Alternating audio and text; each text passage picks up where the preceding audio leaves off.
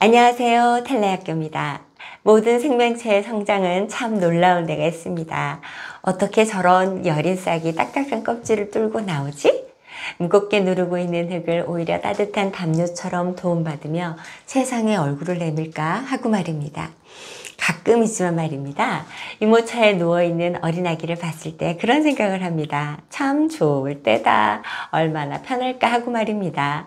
그런데 어린아기는 저의 속생각을 알아차리기라도 한 건지 아닌데요. 전 커서 여기서 나갈 거예요. 여기는 저에게 너무 좁아요. 하고 말하는 것 같습니다. 어린이는 영원히 분리되는 어려운 두 번째 사춘기를 끝내 이루어냅니다. 무섭고 외로운 분리감을 어떻게든 이겨내려고 하고 성장은 이런 어린이를 응원하고 돕습니다. 어린이가 하는 노력의 첫 모습은 놀랍게도 공동체를 찾는 것입니다. 이 얼마나 지혜롭고 용감한 행동입니까? 자신이 전체가 아니라는 사실을 알고 분리된 자신의 작은 완전성을 채우기 위해 선택한 것이 전체를 이루고 그 안에 함께하는 것입니다. 그래서 3학년의 중요한 키워드 중 하나가 사회적 공동체입니다. 자기중심성에서 벗어나는 구체적 조작기의 인지 발달이 큰 도움이 되지요.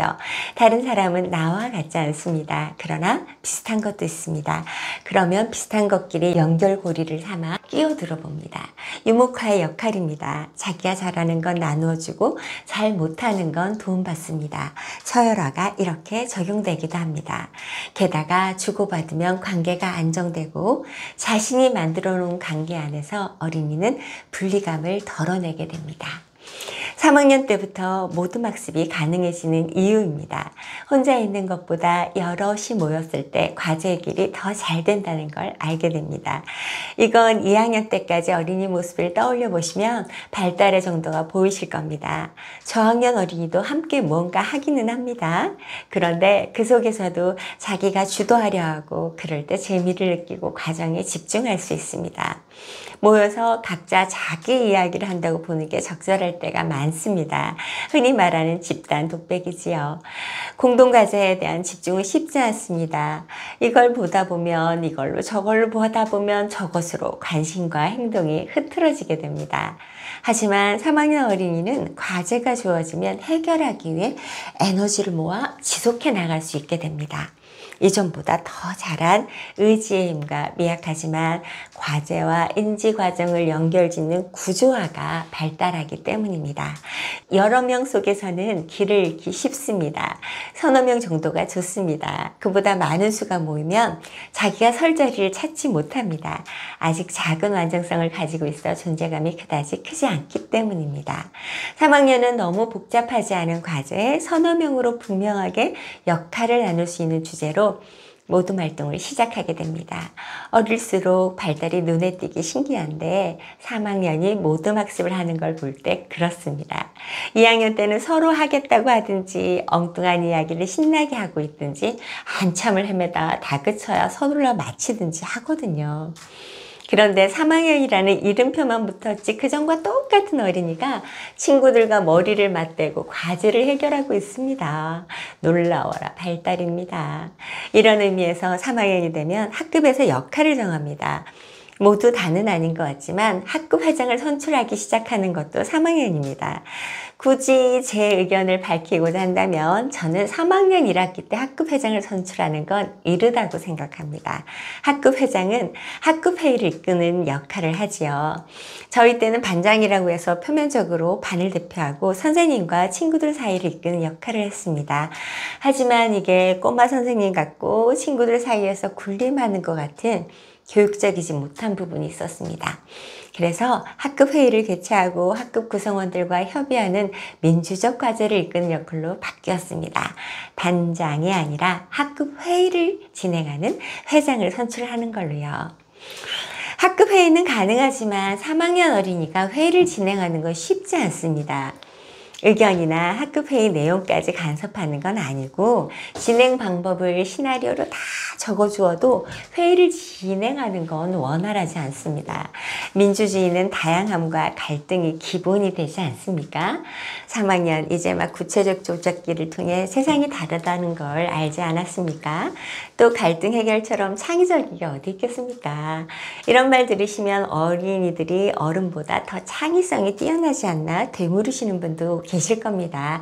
그럴 때도 있죠. 여러 가지를 고려하고 맥락 속에서 사고하는 어른에 비해 어린이는 어떤 하나의 특징에 초점을 맞추는 직관적 사고가 강하니까요.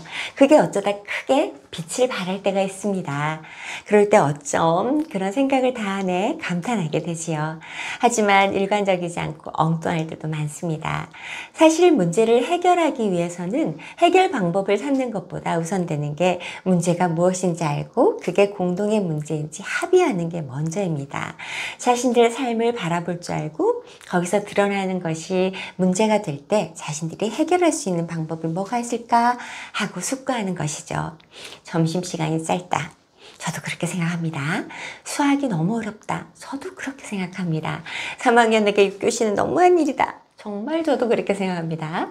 이런 주제가 나오면 어린이가 어떻게 해결하겠습니까? 그래서 제가 3학년 담임을 맡았을 때 교실 내에서 문제 상황이 드러날 때 학급회의를 열었습니다.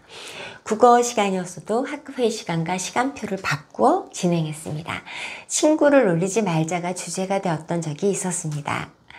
짐작하시는 대로 쉬는 시간에 놀림당한 친구가 하소연을 했고 놀린 친구는 그저 장난을 쳤을 뿐이라는 초등학교 교실에서 늘상 일어나는 일이 있었습니다. 회의 진행은 제가 했습니다. 그냥 놀렸다고 하면 사과하고 사과를 하면 화해하고 그렇게 끝날 일이지만 놀린 게 아니라는 강한 주장이 문제였습니다. 그날 우리 반은 어떤 것이 놀림인지 학급회의를 통해 정의를 내렸습니다. 친구가 기분 나빠하면 놀립니다. 우리는 학급회의에서 우리로서는 대단한 정의를 찾았고 이 대단한 정의를 저는 다음에도 그 다음에도 써먹었습니다. 이렇게 문제를 찾는 것이 해결하는 것일 때가 많습니다. 그리고 회의의 효과를 다 같이 경험해 보는 것도 중요합니다. 그 다음부터는 내가 기분이 나빴으니 놀립니다. 사과받아야겠다 했고 그게 통했거든요. 어떤 교사는 다른 생각을 할지도 모릅니다. 그렇게 따져서 해결하기보다 그냥 그렇구나 하고 이해하고 받아주는 어린이의 품성도 필요하다고요. 깐깐한 제가 담임인 우리 반은 1학기 동안 문제가 생겼을 때 학급회의예요 해서 개최했고 진행은 제가 했습니다. 2학기에는 이런 일이 있으면 생각해 두었다가 학급회의 시간에 하자 했습니다. 물론 2학기 학급회장을 뽑았고요. 학급 회장이 대표적이지만 3학년에서 더 큰 효능감을 주는 것이 1인 1역할입니다. 저희 때는 우유급식을 해서 이게 참 큰일 중 하나였습니다. 지금은 학교에서 우유급식이 하지 않는다고 합니다. 만세! 물론 아침과 저녁 사이에 어린이가 먹을 간식이 있으면 좋겠다는 생각은 합니다. 그와는 별개로 학교에서 우유급식을 하는 것에 반대하는 이유를 여기서 말하는 건 적절치 않아 말을 멈추겠습니다. 교사는 학급 어린이 수에 맞춰 하나하나 일거리를 만들어 역할을 줍니다. 칠판을 지우는 칠판 관리자, 전등과 에어컨을 끄는 에너지 지킴이, 앞문을 닫는 앞문 관리자, 시간표를 바꾸는 시간표 관리자, 주인 없는 물건을 분실함에 넣는 분실물 관리자, 창문을 여닫는 환기 도우미, 연필깎이 통을 비우는 연필깎이 관리자 같은 것입니다. 너무 어렵지 않고 할 일이 뚜렷하고 결과도 잘 드러나는 일이 좋습니다. 또 한편으로는 모둠별로 역할을 나누어 학급 운영을 하는 경우도 있습니다. 4명 한 모둠이 가장 좋더라고요. 모둠 안에서 4사람이 역할을 가지며 한 주씩 돌아가며 4가지 일을 모두 경험하도록 했습니다. 모둠의 일을 총괄하는 리더인 이끔이, 여러 가지 통신문이나 학습 준비물을 나누어주는 나눔이, 챙김이 역할은 친구의 몸과 마음을 살펴주는 일인데 급식을 잘 먹었는지, 어디 아픈 데는 없는지, 아플 때 보건실에 같이 가주는 역할도 합니다. 마지막으로 깔끔이는 주변 정리정돈을 확인하는 일을 합니다. 집에 갈 때 책상 서랍을 모두 비우고 사물함을 정리하는데 그걸 마지막으로 확인하는 게 깔끔이입니다. 검사가 아니고 확인입니다. 검사는 같은 어린이가 하는 것이 아니고 교사가 할 일입니다. 깔끔히를 통과해야 집에 갈 수 있는 것이죠. 전 두 가지를 모두 했습니다. 그러니까 어떤 어린이는 나눔이면서 칠판 관리자였던 거죠.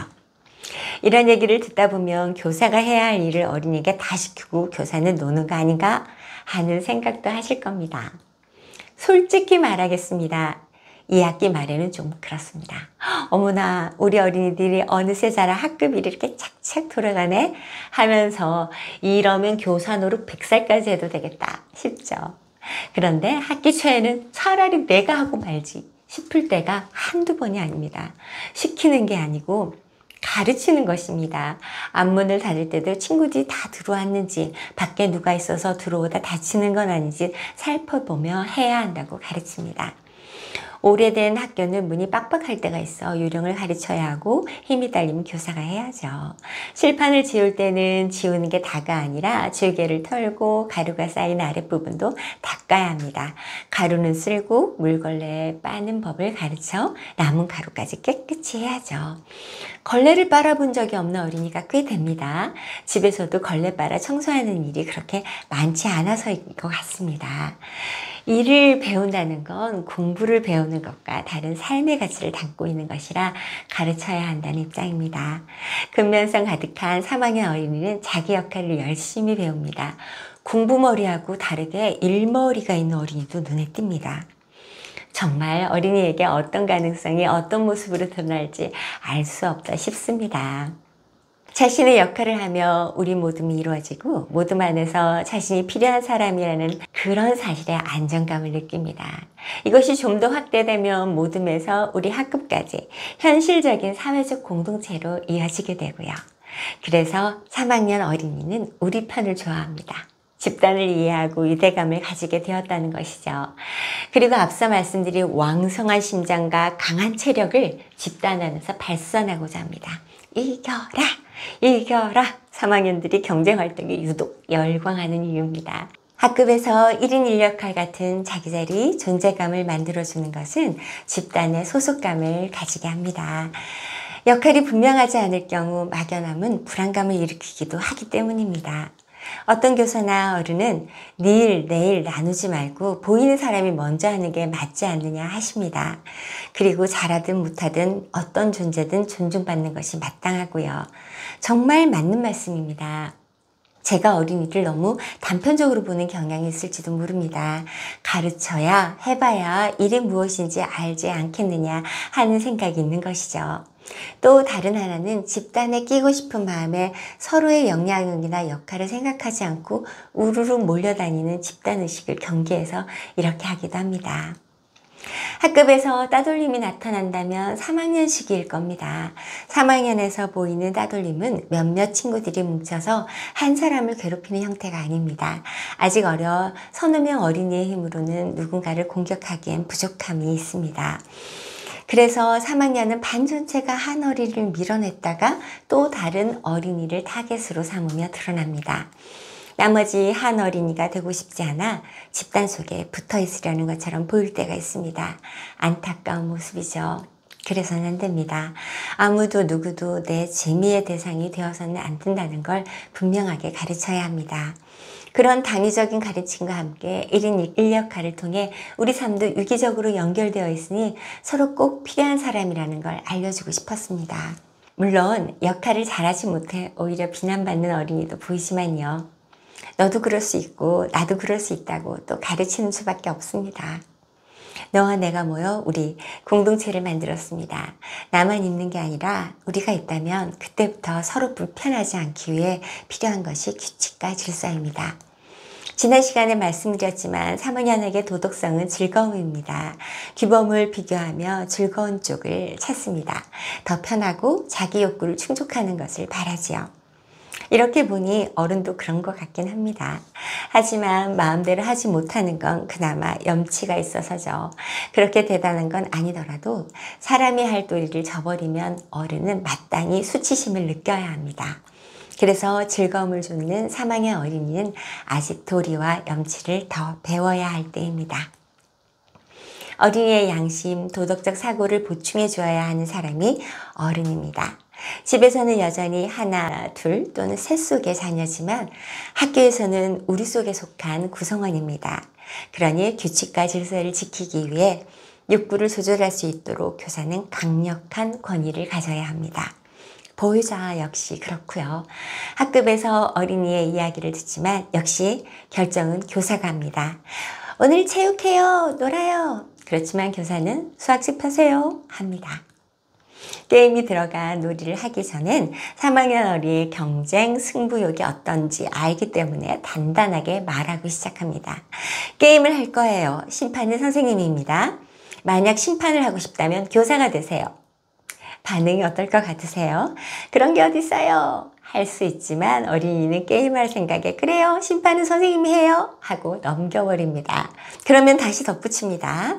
심판 결과에 승복해야 합니다. 심판 결과를 받아들이지 않으면 게임을 할 수 없어요.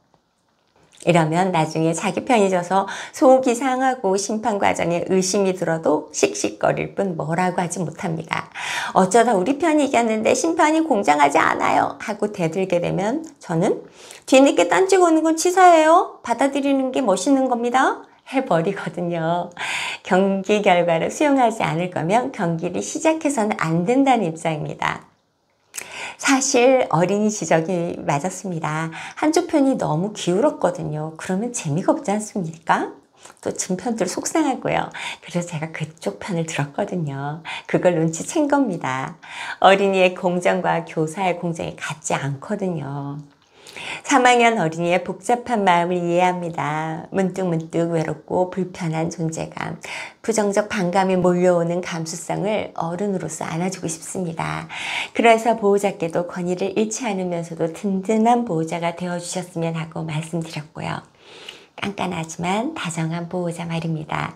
그리고 교사는 자기 공동체를 만들며 우리 편이 이겼으면 싶고 우리 힘을 키우고 싶은 어린이에게 조절과 균형을 가르치기 위해 단단한 거인처럼 보였으면 합니다. 커다랗고 강하지만 마음은 말랑말랑해서 어린이의 정서를 푹 안아줄 수 있는 어른 말입니다. 좋은 어른이 행복한 어린이를 만듭니다. 텔레학교였습니다.